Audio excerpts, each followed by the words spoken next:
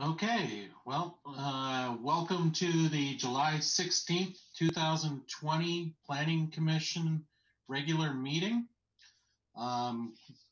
Ms. McGuire, can you take a roll call, please?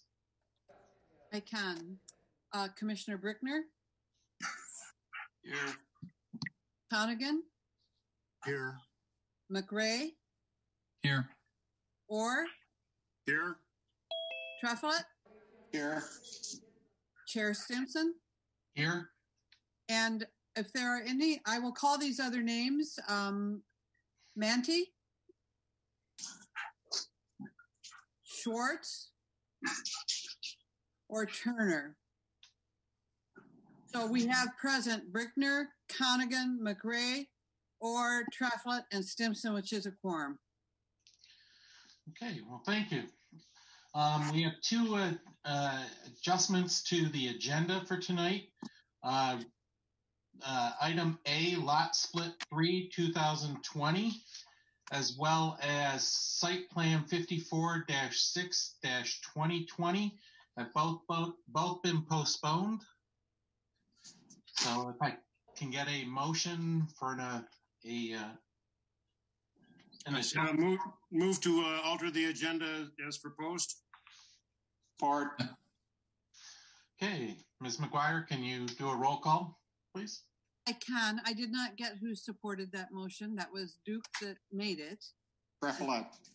Thank you very much. Robert Turner. Right. Thank you, Mr. Turner.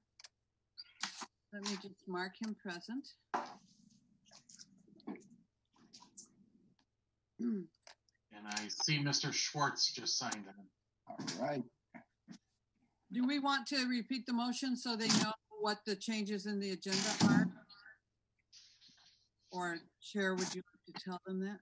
Yeah, so there's an amendment to the agenda.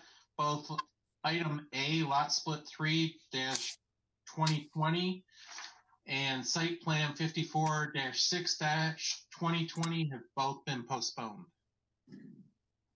So we have a motion to amend and approve the agenda by Orr, supported by Treflett, and we'll start with Commissioner Connigan.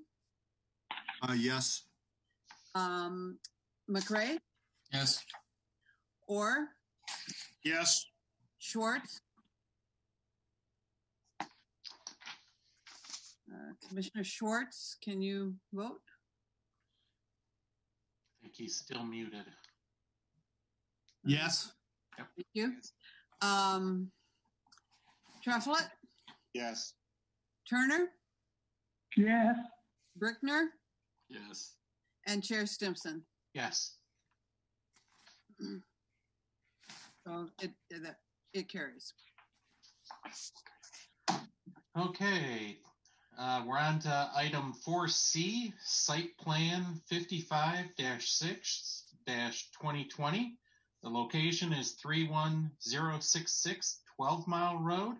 The proposal is a reuse of existing building for a gas station with convenience store and carry-out restaurant and a retail store in a B3 general business district. I'd like to start by hearing from Clear Zoning, please. Yes, good evening. This is Rod Arroyo with Giffords Webster, and I'm going to be reviewing our June 29th, 220 letter. So this, the map that's on the screen shows the existing zoning. This site is located the northeast corner of 12 Mile and Orchard Lake. It is zone B3, and you can see the surrounding zoning. This is an aerial photograph of the site as well. You can see there is existing residential to the north of the parking area there in the northeast portion of the site. And the site, most of us know as the Ruby Tuesdays site. Go on the next slide.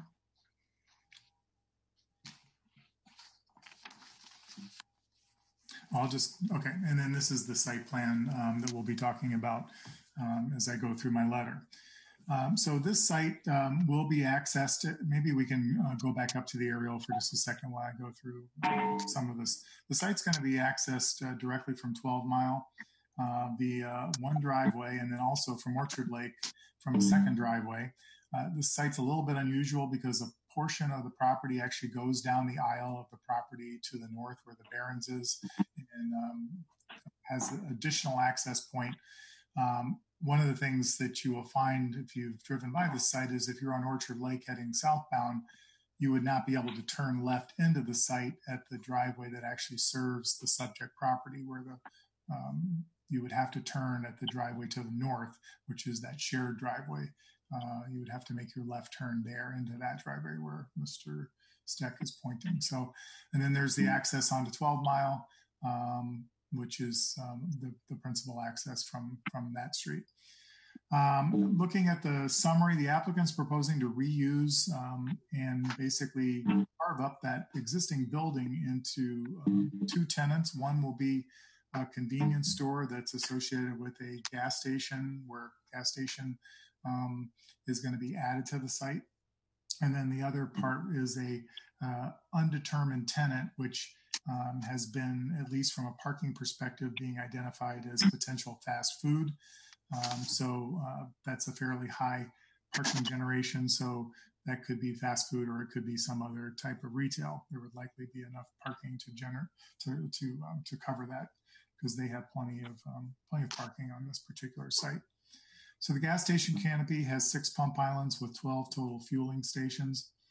And then we've covered the dimensional requirements. The side setback to the north is actually non-compliant at 4.3 feet, but that's an existing building and an existing situation, and is not being made any more non-conforming by the proposal that you have before you this evening.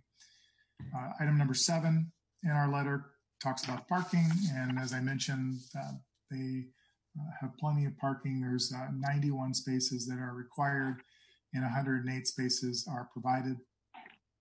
Keep in mind with with one of the recent zoning amendments, they're allowed to count half of their fueling positions as parking locations for the retail as well, because your ordinance now allows that. Looking at some of the other issues, one of the items that we point out here under item number 11, exterior lighting, I'd like to spend a little bit of time on. The new fixtures that are proposed do meet the cutoff standards for the ordinance, but they're proposing to keep the old box style fixtures already present, as well as some of the existing pedestrian lights near the building. One of the concerns we have is that, for one, there are some locations with the photometric plan where the light does in fact exceed the 0.3 foot candles at the property line. But from a glare perspective, the types of existing fixtures on the top of the poles, they are not horizontal to the pavement. They basically are the old-fashioned kind that kind of project at an angle. This is actually a photograph, and kind of see what they look like. They're not what we would require now. And the parking area, particularly as you get in the northeast portion of the site, this is the general area we're looking at, that is adjacent to residential. And so we would suggest that as part of this, the Planning Commission consider whether those particular luminaires be switched out for full compliant, full cutoff fixtures, so that once the site redevelops and these improvements are made, this lighting will likely be in place for a very significant amount of time.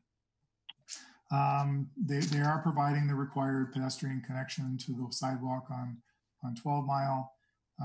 They've adhered with the trash enclosure, rooftop equipment requirements.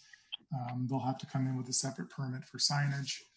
Under number 16, we talk about one of the other new zoning ordinance requirements is showing the access for trucks that would be particularly providing for fueling positions in this particular instance. And they have provided it. It does look pretty tight through here, and we have some concerns, although I don't think it's anything that's can't be overcome, but we would defer to the engineering department that is part of final engineering, that they work closely with them to ensure that circulation through the site can be done appropriately without blocking any type of vehicular movements in and out and through the site. And the applicant may want to comment on the delivery hours for trucks, particularly for the fuel trucks. If that's happening off hours, it may not be a significant concern, but it's certainly a question to ask.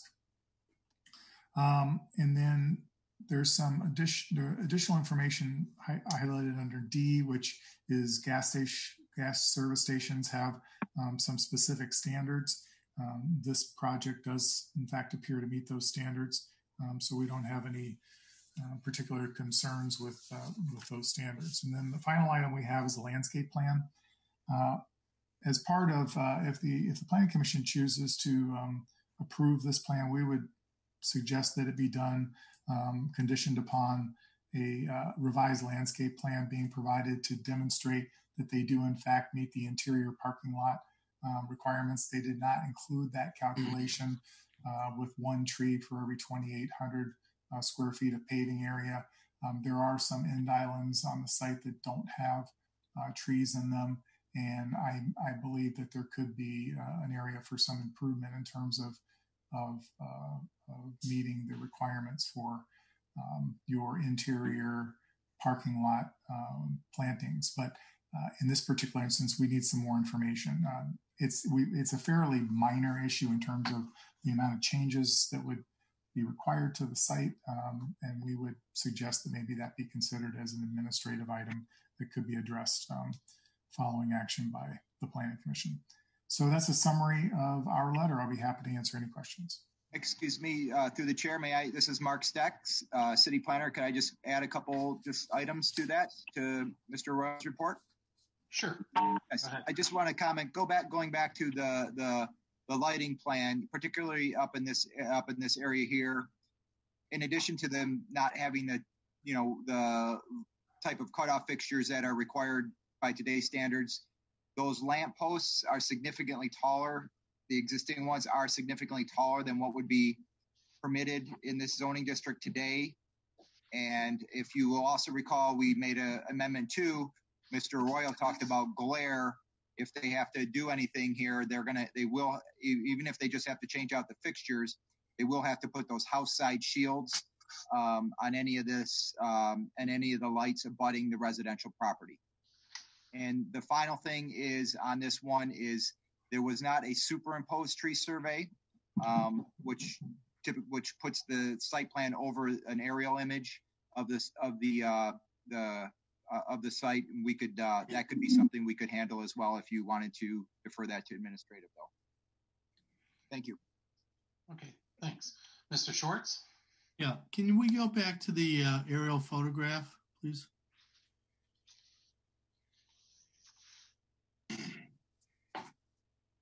Thank you. So if we look at, I want to talk about Mr. Arroyo's comments at the top of page 4. The only thing that concerns me about this is the egress and egress of the site. This intersection is always at the top of the accidents for the road commission for the count in the whole county. Sometimes it's number 1. I think the amount of cars shown on the photograph maybe are accurate in a COVID situation. It's certainly not accurate in a normal situation. It's impractical that anybody going southbound on Orchard Lake is going to make a left turn to go in off the Orchard Lake entrance, that shared access. There's just too much traffic going northbound. I don't think it's practical at all to think that a fuel truck is going to leave the site and go eastbound on 12 Mile because there's just too much traffic going both ways on 12 Mile. When I go to the car wash on a Sunday, it's impossible to leave that car wash and go westbound, turn left to go westbound. I always have to go right, and then so I don't know what we can do about it, but I think it's problematical. I don't know if there's a way to somehow angle the aprons, the access aprons, so that forcing trucks to only go westbound on 12 Mile, because I think that's the only way to, and I don't think they're going to be able to go right, go west on 12 Mile and get all the way over to the turn lane to go south to get on 696. I just think there's too much traffic volume there. I don't know if there's what we can do about that, but I'd like to get some suggestions on that. Yeah. I think, Mr. Schwartz, why don't we bring that up when the applicant talks? Because if they're going to do it at 5 or 6 a.m. or late at night, that might totally change our thinking on it too. Any other questions for clear zoning? Mr. Chair, this is Cheryl. Yeah. I'm sorry to interrupt, but I noticed that Mr. Manti is now at the meeting. Oh, great. So I thought we needed to acknowledge him. And if we could hear from you, maybe you could let me know when you actually joined. Were you here for the vote for the agenda, or where did you come in? I had my phone on for the vote on the agenda, but that didn't work to let you know that I was there, so I had to come in through Zoom. Okay, but that will give me an idea of what time to say that you were here. And I think, would you have voted yes on the agenda? I think I could. Oh, certainly. Okay, I'm going to include him in the vote then, and I'm getting off now. Thank you. Okay. So no other questions for clear zoning? I have a question. Yes, I want to Mr. follow up on, Bob Turner. I want to follow up on Mr. Swartz's comments. And I'm looking at sheet 6, C6. When in time they are to refill the tanks based upon this drawing, there's going to be another problem when in fact the truck leaves. If he decides to turn left on Orchard Lake Road and go south, which back to Mr. Swartz's point as he related to number 12, there's going to be a very serious problem when you look at a gasoline truck making a left turn at that point, because at that point you have a lane that's turning left on 12 Mile going east. You have 2 lanes going south. So if in fact that truck comes out of there and tries to make a left, there's going to be some major problems there. I don't believe they can make a left. There's a barrier coming out of there. You can't make a left coming out of there. Correct. Yeah. There's a curve cut there on Orchard Lake Road. Yes, but you cannot. If they're in the median, there's a barrier. You can't make a left out of there onto Orchard Lake. It's effectively a right in, right out. Yeah. Okay. Okay. Mr. Chairman? Yes. I have a question for Rod. Is that a turning radius that a tanker can make coming north on Orchard Lake Road into the gas station? Well, it appears from the turning template that they've shown that if we can get that back up, that they're not necessarily proposing to use that. It looks like they're coming in off of 12, but that radius does look like it may be, assuming there's no one in the outbound lane going on to Orchard Lake. If you're trying to make a right turn northbound, it does look like there would be enough room there, but that's something that would be checked at the final engineering to ensure that that can happen if in fact that's a desired maneuver. But it's a pretty significant radius there, and the pavement width is also fairly significant. So I don't have a lot of concerns about the ability to make that maneuver. But if you do make that maneuver, it becomes very difficult then to move and maneuver in the site if you come in that way. So that's why we really want this to be reviewed in a lot more detail to make sure that whatever access plan is being proposed is going to work. So there are some concerns. Okay, thank you. Okay. Any other questions from the commission? If not, could we hear from the applicant, please? Yep. Can you guys hear me all right? Yes. Beautiful. Good evening, Planning Commission members. My name is Eric Williams. I work for Stonefield Engineering and Design. My address is 607 Shelby Street, Detroit, Michigan. I'm here tonight representing the applicant, the Barbat organization. Scott Barbat is here on their behalf. And we also have from the project team, John Abro of Abro Design Group. He is the project architect. And as it was previously mentioned, we are seeking site plan approval for the site located at 31066 West 12 Mile. I think, Rod has done a good job of giving us an overview of the site, so I don't really want to, obviously repeat what he has already stated. But I think specifically what we should address is, the three items of discussion here. First would be item 11 in regards to the lighting. So we did have an opportunity to walk the site as well, and we did notice, the concern of staff.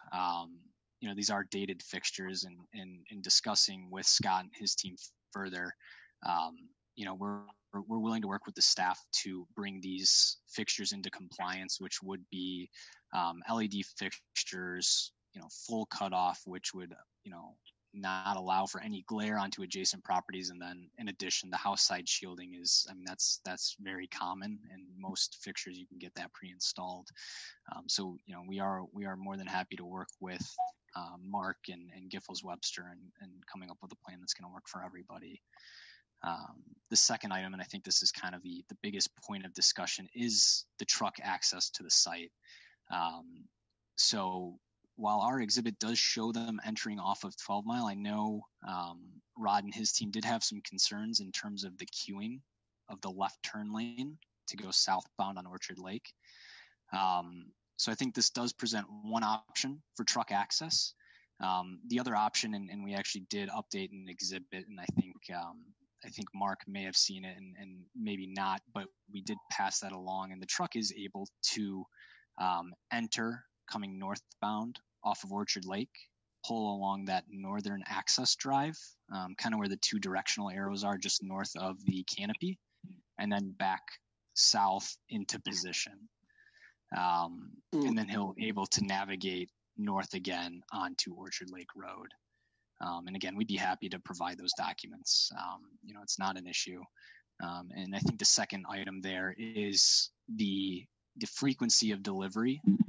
So fuel drops happen twice a week. And I think in discussing with Scott, if it would please your body, we are open to restricting those to off-peak hours, so that we do avoid the bulk of the traffic at the morning and evening rush hour. And obviously the other thing is Scott, and his team manage the site. So they don't want their customers to have to navigate around these trucks, and it just adds an additional headache for, the drivers themselves. So I think, we're willing to put that into place.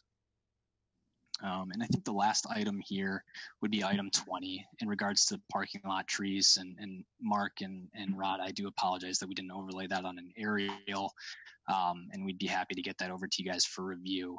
But from our calculation, there are approximately 16 trees located within the property's boundaries. And they are a combination of deciduous and evergreen trees. So what the ordinance does allow for is a waiver, and I think we would be requesting this from Planning Commission is a waiver to allow for the larger evergreen trees to count towards our overall parking lot tree requirement. And really we look at this in terms of, maintaining large diameter trees.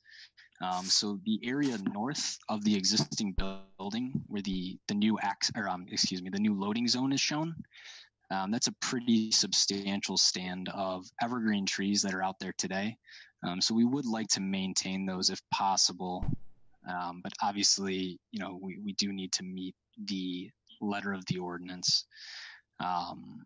So I would ask that you guys consider that waiver in your motion this evening. And the current landscaping plan does show 3 additional trees. So that total would take us up to 19 trees on site or parking lot trees.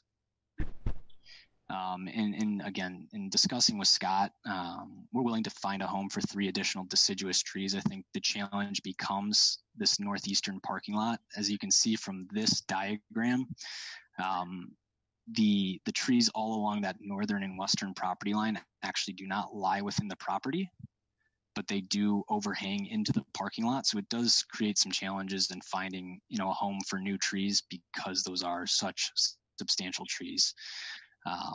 But again, we'd be happy to provide the city with additional information and find a home for those final 3 trees.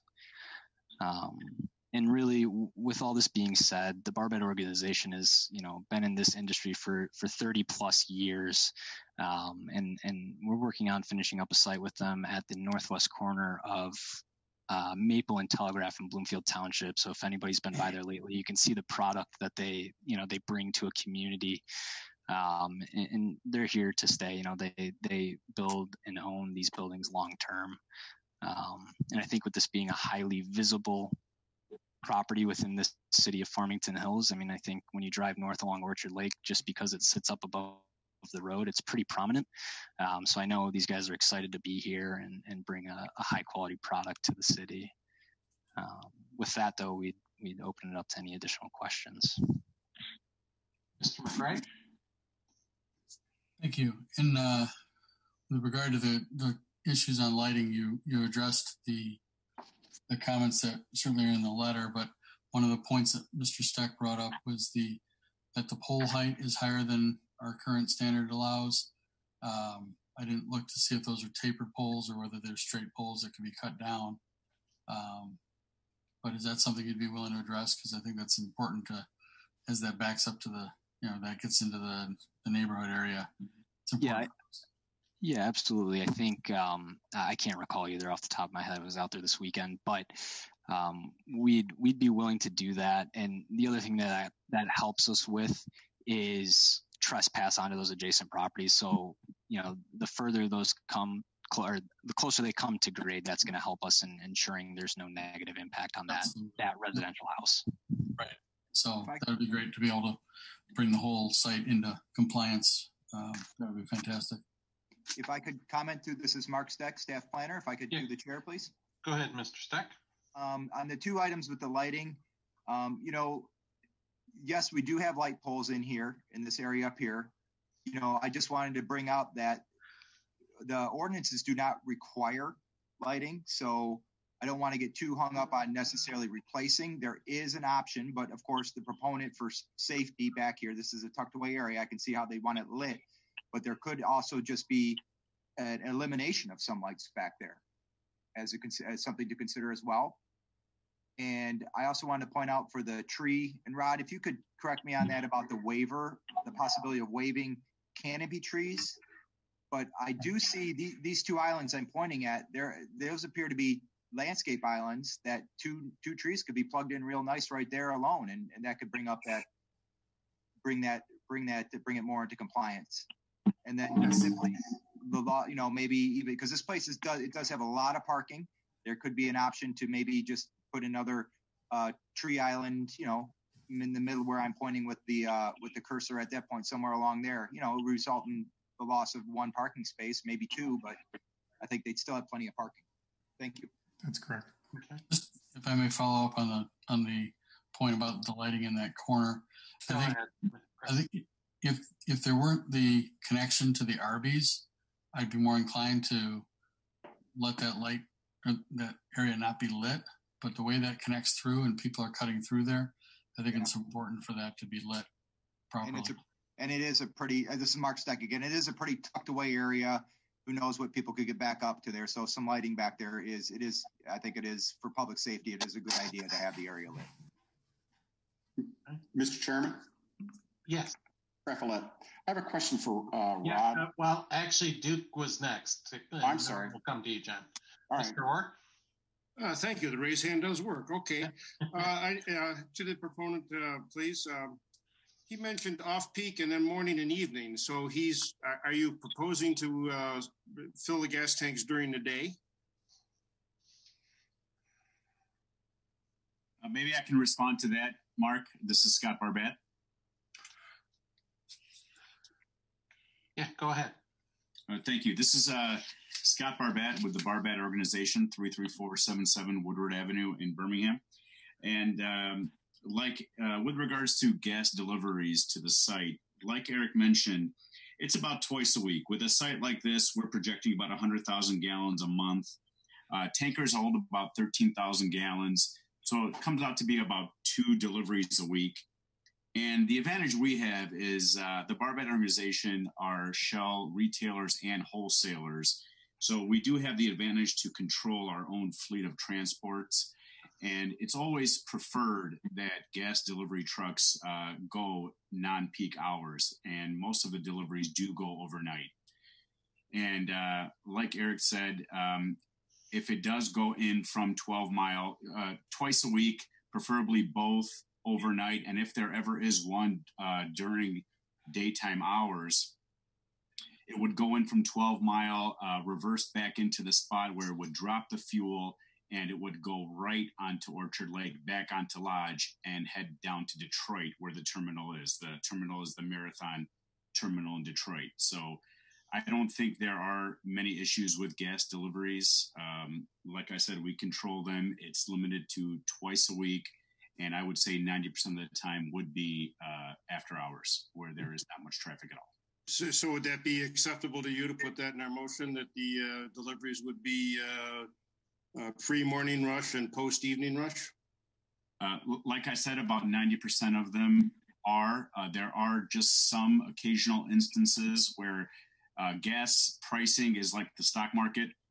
Sometimes it is going up significantly, and you do want to try to catch a load before the market ends, which is about 6 p.m.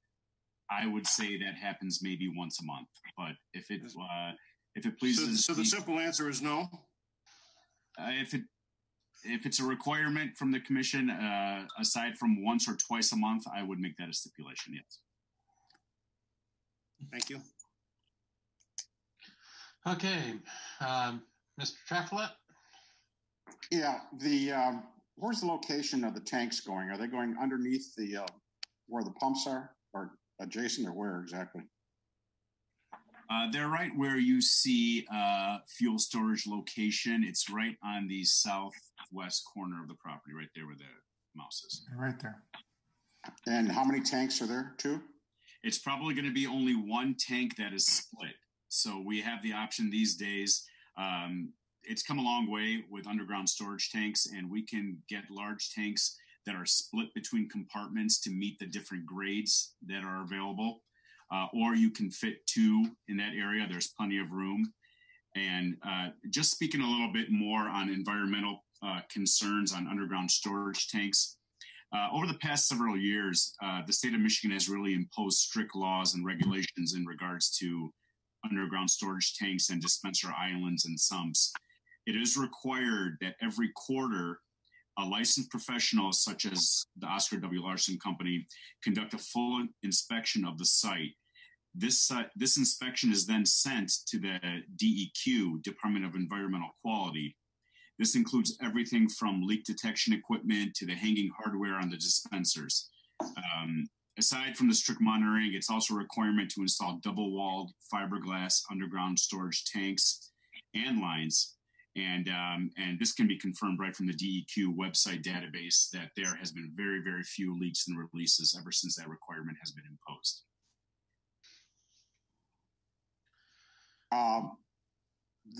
So you're building in what is currently the retention area, the parking lot retention area. Is that correct, Rod? I believe that is true. Let's see. Can we pull up the aerial? And the reason I bring it up, I recall when that was a Ruby Tuesdays, that parking lot flooded and the cars were, partially underwater. So I'm trying to figure out how, if you add gas pumps and a new thing, how you're going to maintain, or how are you going to keep the current requirements that needs to be restricted in the flow. It looks like it's essentially a paved area right now. Yes, it is. Mm-hmm. Yeah, I know, but it's detained down there. There's a slope. If I recall correctly, it slopes into the restriction drain. Into the restriction drain right there. Okay. Yeah, but when you start tearing that up and putting in 6 pumps and a tank, can you have a tank fill that's potentially underwater? And if I may, this is Eric Williams with Stonefield. The other alternate is to do some sort of contained underground detention. So we have been in communication with Mr. Beisel in the engineering department, and we do intend to set up a meeting with them just to make sure that we are, staying in accordance with the ordinance, and we will work closely with them to ensure that, their needs are satisfied. Okay. Yeah, this is Mark Steck with the city planner. Through the chair, if I might comment on that too. Yeah, go ahead, Mark. I would like to just comment about the engineering review report. Item 4 does address this, that depending on, how much they're disrupting the parking lot, they may not be able to maintain that. If not, based upon this site plan, they would have to they'd have to go with an underground system. Otherwise, they would have to, clearly significantly amend the plan if they had to do some, do a above ground system. So if that's going through the engineering division and it turns out they got to make some significant changes and can't go underground, this plan would likely come back to the planning commission if they had to do something above ground. Mm-hmm. Okay. Any other questions for the proponent? Okay. Discussion, motions.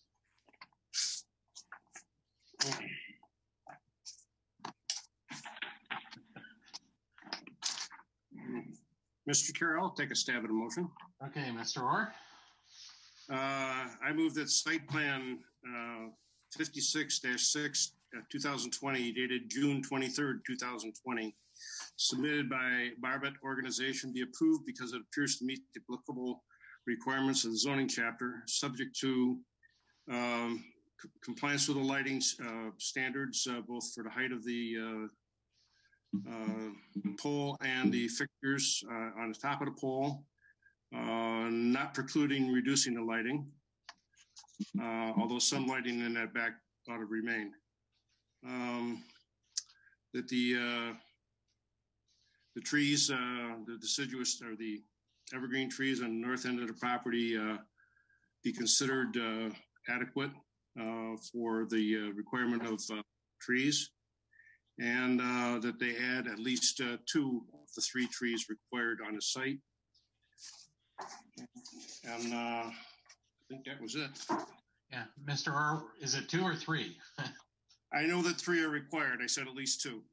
Okay. What about the lighting plan? I'm sorry. Yes, that they must comply with all the lighting requirements. And Mark, this is Mark. Do you guys want to address I would like to ask that you include the superimposed tree survey as a requirement. Oh, yes. I'm sorry. Yes. The tree superimposed thing should be included, and all the other items on the Giffords-Webster letter. Cover all my bases. Do we have a second? Support. Mr. Schwartz, you got a comment, or were you trying to second? Well, question for Duke in the motion. Should there be some restriction on when they deliver fuel? Yes, I brought that up and forgot to mention it. I'm sorry. Thank you very much. Yes, I would like pre-morning rush and post-evening rush for all deliveries. Okay, Mr. Traffield, is that good for your second? Yes, it is. And the only thing I would like to add would be the meeting with engineering on that retention issues, because that's an old site, and I know that it flooded at one point. So as long as they can work that out with engineering, I'm fine. But I think something should be mentioned that they need to do that. Well, they won't get a permit without it. Okay. So, Duke, do you want to add that to your motion or no? No, I just know that engineering won't give them a permit without the detention. So, okay. So, there's no, but I agree with the sentiment. Okay. Okay. Any other discussion? Okay, Ms. McGuire, can you take roll, please? Yes, we'll start this time with Commissioner Manti. Yes. McRae, Yes. Orr, Yes. Schwartz, Yes. Truffaut, Yes. Turner, Yes. Brickner, Yes. Connigan, Yes. and Chair Stimson. Yes. It's unanimous. Okay, well, thank you, and look forward to seeing the changes. Thank you all. Thank you so much. Next item on the agenda is item 4D, PUD Plan 1 2020, including Site and Landscaping Plan 56-6-2020. The location is 29000 11 Mile Road. The proposal is an assisted senior living facility in an SB5 special purpose district. The applicant is Edward Rose and Sons and Mark Perkowski. And the action requested is to set this for public hearing. Can we hear from Giffords Webster, please? Yes, thank you, Mr. Chair. Rod Arroyo with Giffords Webster.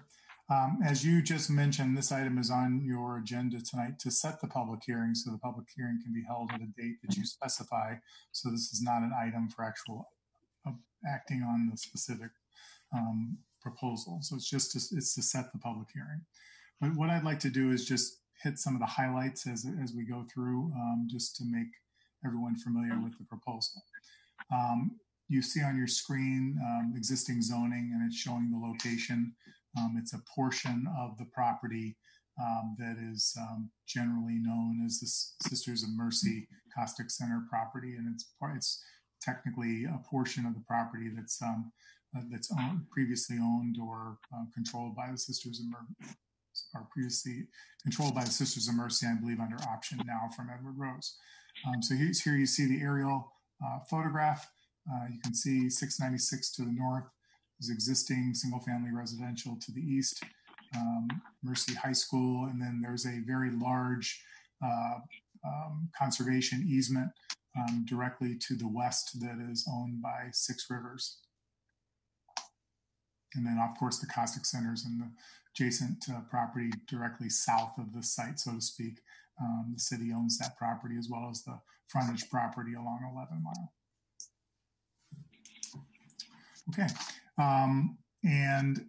As we look at this existing site, the site itself is 53.6 acres, 34.18 acres are the dedicated conservation easement, and that gives you with a remaining roughly 19 and a half acres. And then they're actually developing under this proposal 15 and a half roughly acres. And then there's also a southern portion, a small parcel that's just under 4 acres. It's along 11 Mile Road. And it's anticipated that that's going to be provided in conjunction with development along the frontage of 11 Mile that would be under a separate proposal.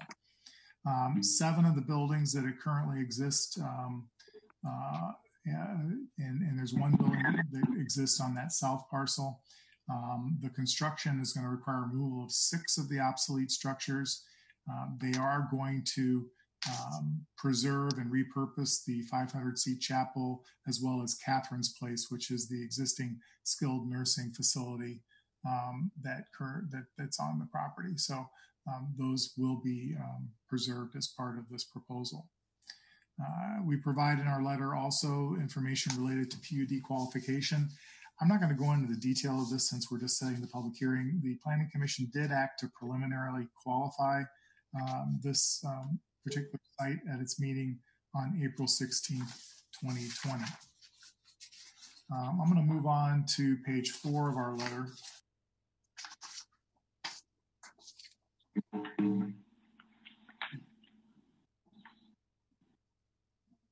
There we go. Can you hear me now?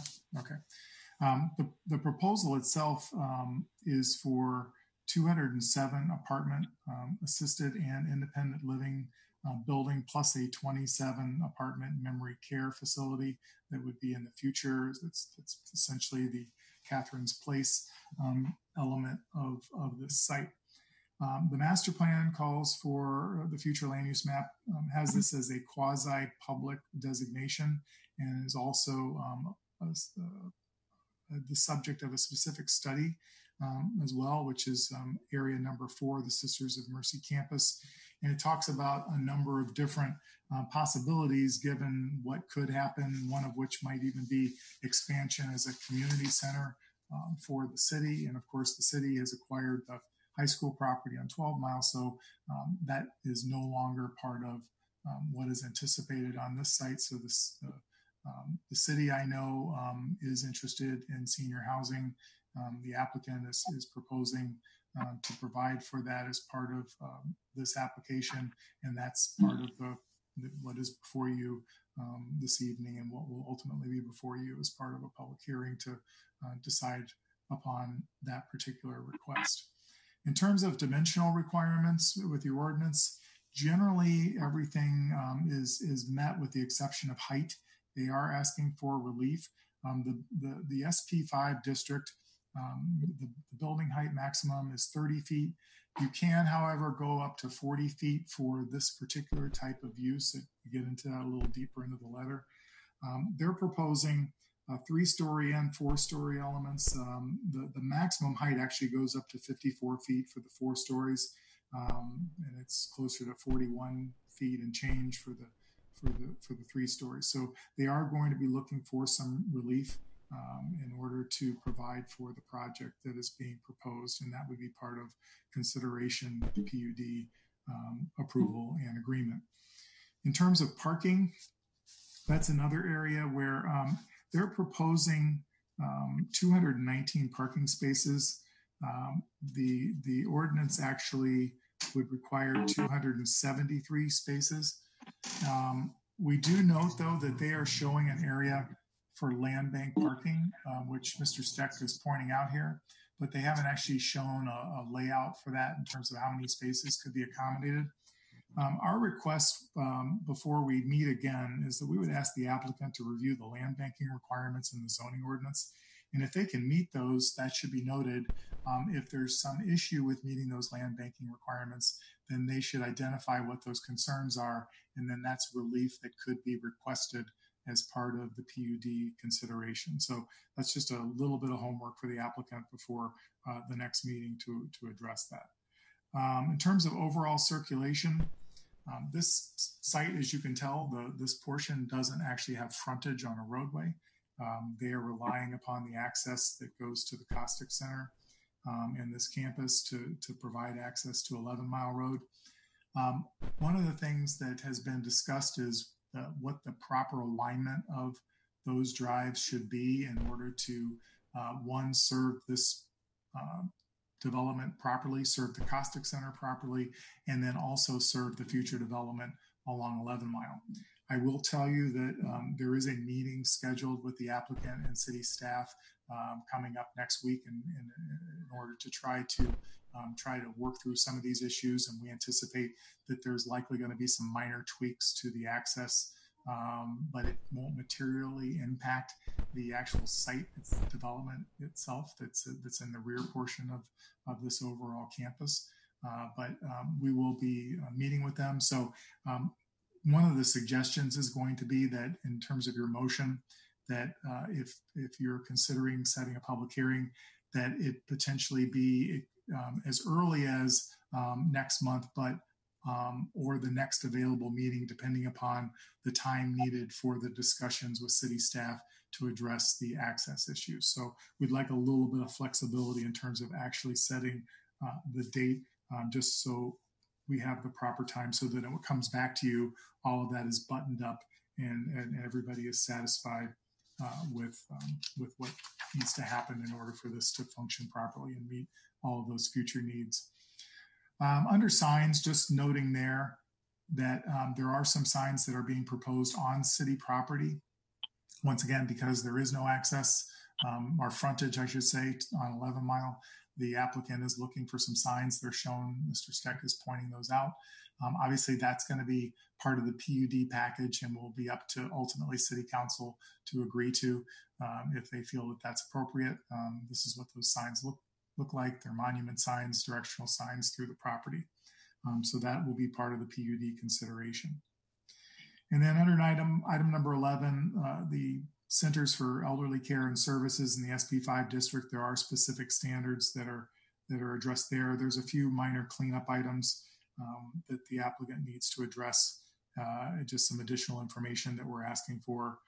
So hopefully that can be provided before the next meeting. And then we do note the provision under F that allows you to go to 40 feet, potentially if you're more than 300 feet from the nearest RA district. These buildings do exceed that 300-foot distance, but they are asking for some additional relief to go up to 4 stories for a portion of the development. So that's going to be, as I mentioned, part of the PUD ask. And then another thing for consideration, if you have some time to take a look at before you act on this, is there is a berm requirement between the parking lot and the property line unless existing vegetation can be preserved. If you've been out there, you know there is some significant berming between this site and the residential property. There's also some existing vegetation. They are also proposing at the east end of their parking lot to plant some fairly substantial additional plantings there as well. So what they're asking for is that be considered to be meeting the spirit and intent of the landscaping provision, and they're going to ask for that to be discussed and considered when that comes back before you for the public hearing. So I believe I've covered everything that I wanted to in the summary here, so I'll be happy to answer any questions. Chair, if I may tag on, right before Mark Steck, City Planner, through the chair.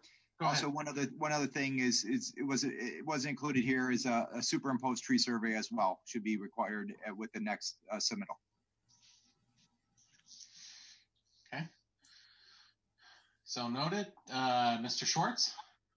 When this comes back, Mr. Stack, can you give us a short written report of the number of senior housing projects that we've approved, say, in the last 3 years, and just whether they got developed or are under development? I think you could probably get that pretty quickly out of the annual reports you prepare, but it seems like we approve a lot of senior housing projects that for one reason or another don't get actually developed. But I think that's pertinent to whether we do a PUD for this purpose or not. Mr. Chair, when you're ready, you have a motion. Well, we haven't heard from the proponent and we've got other questions here, so I'll come back to you. Okay. Mr. Brickner. Yes, I assume that something's been done about setting up an easement for the back property to get out to 11 Mile. I assume that's part of this whole PUD because they wouldn't be able to get there. Yes.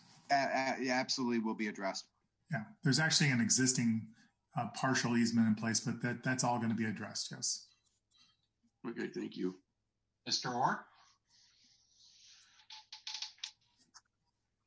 I think you're still on mute, Duke.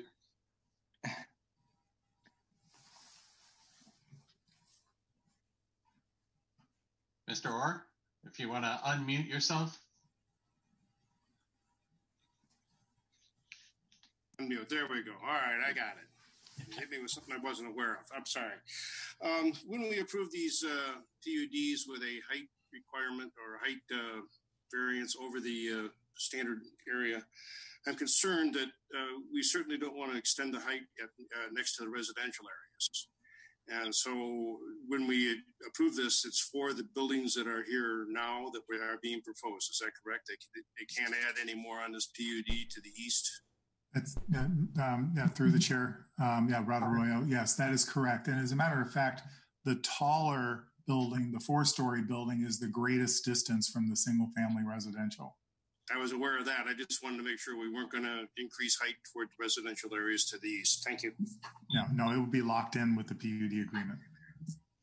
Okay. Any other questions for Giffords Webster? If not, can we hear from the proponent, please? Good evening. This is Mark Prokowski with Edward Rose. Joining me today is Francis Rose, Francis and Aaron in the Land Acquisition and Entitlement Department. Also with us are Lyndon Uvezi, who's our Director of Engineering, John Thompson from Professional Engineers Associates, as well as two of our architects from Pope Architects, Zach Grosnow and Dan Neudecker. We're all here tonight in case you do have questions. We realize our substantial presentation will be when the public hearing is set. But if you don't mind, would you like me to go through and just give you a little history about us, or kind of just go ahead and address some of the comments? If you want to just address the comments. Perfect, we'll do. So far the parking, thank you for bringing that up. We will identify the land bank parking. Edward Rose, we've built, I think this is our 6th or 7th senior living facility. The closest in Novi was completed and now operational. Our parking ratios are 1 to 1. So I know what the city's ordinance requires, but we are satisfied with one space per apartment. It works well, even for peak loads. We'll show land bank parking. And then I had a preliminary conversation with the city manager, and I'm not so sure it made it much farther than that. But I did say that if and when we do have a parking issue, it's usually during holidays. And I'd asked him if the Caustic Center was open during the holidays. He said no. I said perhaps through the PUD, maybe we could have a shared parking agreement where we rent the space during off-peak or whenever the Caustic Center is closed. So hopefully, based on all those combinations of answers, we'll be able to address the parking. Let's see, the easement to the 11 Mile Road, you're right, that's already an existing easement. The city has the right to revise it, so we'll be meeting next week. We believe that it's probably going to be moved closer to the single-family residential, so we will do that. We'll show that on our plan. It's as the planning consultant said, that's going to be a minor impact. It won't change our building. It may change our parking, our east most parking lot a little, but not much. Building height, if I could talk about that just real quickly. Let's see. So we are asking for 4 stories on the westmost part of our building. And doing that will allow us to create the greatest buffer distance between the east property line, where our nearest single-family residences are, and our building itself. If we were to stretch our building out and lower a floor, we start to creep closer to that property line. Our tree survey shows that there's some substantial trees over there now, a nice berm. We'd like to maintain those as much as possible, enhance them if necessary, and just plant more. So that 4th story allows us greater flexibility. Our 4th story will be approximately 800 feet from our east property line. As your planning consultant pointed out, the 3-story, where we exceed the 40-foot limit by 1 foot 7 inches, I believe, will be at least 300 feet from the east property line. So we're hoping that our plan right now is showing the greatest distance we can, and we're pushing our building as far into the behind the Caustic Center and close to the existing building. I think that's kind of hitting the big points, I believe. I'm hoping that the Planning Commission tonight will find us substantially complete so we can set a public hearing. We're looking forward to the opportunity to do a more formal presentation, hopefully in August. I've got a quick question with regards to the garages. If you can talk a little bit more to those. In the documents, they sure look like storage sheds more than anything to me. To me, they sort of detract significantly from the site in the fact that they do look like storage sheds. If you could talk a little bit to those, I mean, those look like what we just approved at Grand River and Orchard Lake for a storage facility. They don't look like garages to me, and to me, they sort of cheapen up the site a bit. Would you like me to answer that now, or should we wait? If you don't mind, can I pass it on to either Zach or Dan, our architects? Sure. They'll explain the methodology for that a little bit better. Zach? This is Zach Rosen with Pope Architects. So the idea with the garages was to just have them be a complementary structure to the independent living and assisted living buildings. So, we could tried to make the building more horizontal and keep the sight lines low. They're garages. They have garage doors on them, and they're just one story, so they're small in context, but they fit in with our horizontal scheme. So, was there a particular feature of them that they just to me look like storage sheds, and there aren't a lot of them? So I'm wondering, what if how are they divided among? There's a lot of residents, and we're only talking 22 stalls. How are they divvied up? My concern is they end up being storage units and detract from the parking as a result. If I can answer that, it's Mark Perkowski. That's the parking. The enclosed parking is an optional additional rent feature. So 22s are based on our experience. We have fewer than that in Novi at our Providence Park property on the campus of the Providence Hospital. They don't get used much.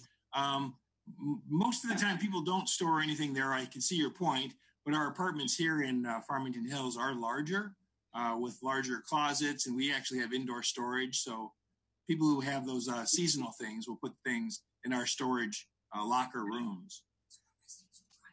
And most of the residents don't drive, so that's why that addresses our parking as well as the use of the garages. So going to Zach's point about the flat roofs, when we looked at this site, we saw the flat roof and the architecture, the 60s architecture of the Caustic Center and the surrounding buildings. It pushed us towards the flat roof of our building, and then as a result, the parking garages have that same appeal. But maybe I think we can try to enhance that look a little bit. Maybe we'll focus a little bit more on those and see what we can come up with that complements the architecture, but perhaps enhances the appeal. Yeah, it's also a little tough to see with a black and white drawing, but I'd be interested in, understanding what materials this will be a little bit more. I just don't want them looking like storage units. Understood. We did specify a little bit of the materials. We started getting into the material selections on the sheet. I think right on the buildings. I saw it. I think, yeah. So we'll do a better job explaining that too. Okay. Any other questions from the commission for the proponent? Yes. Go ahead, Mr. Burke. A couple things. First off, are you? I don't see any indication of where you're going to have your HVAC units. Did I unmute? Yeah, you did. Yeah, pardon me. Is that Zach or Dan? Do you guys want to talk about that a little bit? This is Dan Newdecker. I can speak to that. Right now, there is a mechanical room in the basement underneath the center portion of the building. That the majority of the mechanic would be there. There will be some rooftop equipment in the back above the dining room. We don't know what that is yet, but we will definitely be planning on screening it. But once I have a size of what that is, we promise we will screen it. So, having worked for your company 20 years ago, typically you offer individual apartments, individual control over their own heat. Is that are they going to have individual fee for each unit? Yes, they have individual packaged units. So they have their own air. They have their own air conditioning, their own heating within each of the units. Absolutely. Okay, so the compressor is going to be where? The compressor is we've been using the Magic Pack brand. It's got an internal compressor in the unit. So nothing outside the walls of the building. Not for the residential units themselves. There will probably be some things for the public spaces, and we will screen those. That was going to be my next. Thank you very much. Yep. I have a question. Yeah, go ahead, Mr. Turner. Your plan calls for 3 elevators. Is one of these elevators going to be used as a maintenance elevator or a freight elevator? Yes, and actually, I think we have 4 on the independent living side. Yeah. Your plan calls for 3. That's why I asked the question. Okay. I think we have 2 on the independent side, and then we split the 2 on the assisted side. Yeah. So one is in the back where we would have services being delivered, and that would be a service elevator. Correct. Okay. The second question is, when you submit your farm plan, is it possible that you could submit a layout of the 1 unit and the 2 unit? Yes, we could. Absolutely. Okay, thank you very much. Okay. Mr. Chair. Yeah, Mr. Orr. We talked earlier last time about was it a 4-acre parcel up by the road? Is that part of this PUD too? No, it is not. Okay. Thank you. Any other questions? Mr. Schwartz? Yes.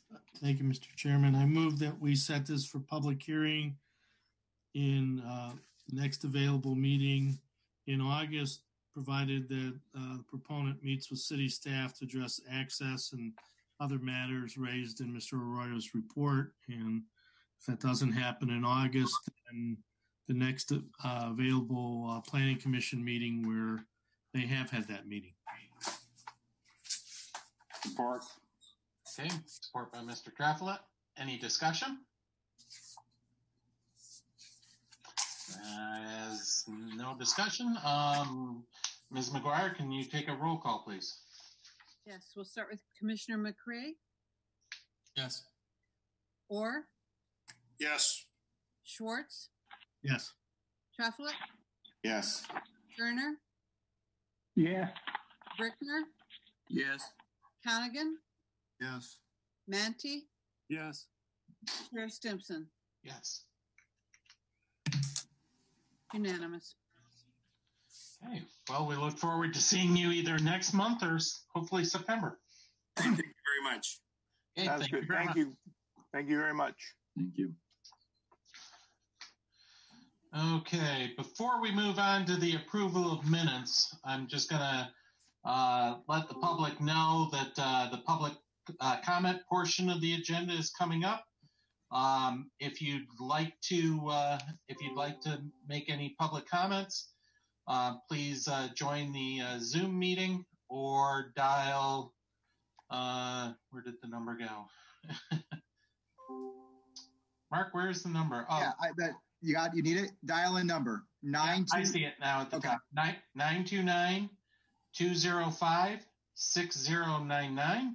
And after you join, you should, if you're using the Zoom meeting, use the raise hand feature in the Zoom webinar. Or if you are dialed into the meeting, use #9 on your phone to raise your hand, and the chair will recognize you in the order you dial. So now on to, while we're waiting for people to call in, we'll move on to the approval of minutes. Mr. Chair. Yes, Mr. Orr. I don't think Mr. Schwartz was the chairman of that meeting. I don't think so either. But other than that, the initials were the same. Yep. It was the coup d'etat was successful.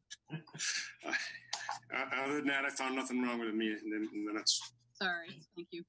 Do we have a second? There's a first for everything. Do we have a second on the minutes? 14 of us. What's that? There was 14 of us saying support. Yeah, no. Well, Barry, I'll give it to you. Okay, thank you. Support by Mr. Brickner. Any discussion? Okay, Ms. McGuire, can you take roll call, please? Commissioner Orr. Yes. Schwartz, Yes. Truflet, Yes. Turner, Yes. Brickner, Yes. Hannigan, Yes. Manti, Yes. McRae, Yes. Chair Stimpson. Yes. It's unanimous. Okay. Have we had anyone call in, Mark? Carly? I do not see any callers. Thank you. Okay. We'll move on to commissioner comments. Mr. Brickner? I just want to say it's so nice to see everybody, but you look like a little microphone. I hope you're enjoying your summers. Thank you. Mr. Connigan? All set. Mr. Manny? No comments. Thank you. Mr. McRae?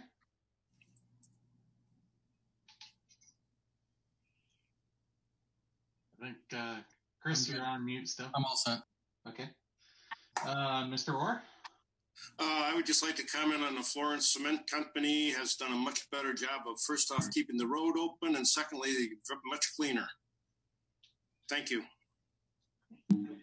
Mr. Schwartz? The subdivision we approved, which used to be a school, west of Farmington and south of 13 Mile, we approved maybe a year and a half ago. It's pretty substantially developed, and I commend all of you to go walk or drive through it. Fits in really nicely with the rest of the neighborhood, and really nice development. And when is our next meeting? Do you want me to comment for are all commissioners? Go ahead, Mark. It's August 20th? Yeah, August 20th. Yep. Okay. Mr. Truflet? Nothing. Mr. Turner? No comment. Okay. Still no public calling in? Don't see any hands raised. Okay. Can I get a motion to adjourn? So moved. Okay, Mr. Orr? Second. Yep. Is that Barry? Yes. Okay. Mr. Brickner with the second. Discussion? Okay. Ms. McGuire, can you take roll call, please? Commissioner Schwartz, Yes. Truflet, Yes. Turner, Yes. Brickner, Yes. Hannigan, Yes. Manti, Yes. McRae, Yes. Orr, Yes. and Chair Stimpson. Yes. It is We are adjourned. Well, thanks everyone. Hopefully we'll get to do this in person sometime this year. You guys are getting too good at this, though. It's running too smooth. You're starting 15 minutes later, too. Well, everyone have a good, safe summer. Stay healthy. Yep, you too. Same to Thank you. you. Okay. Talk to everyone next month. Bye. Bye-bye.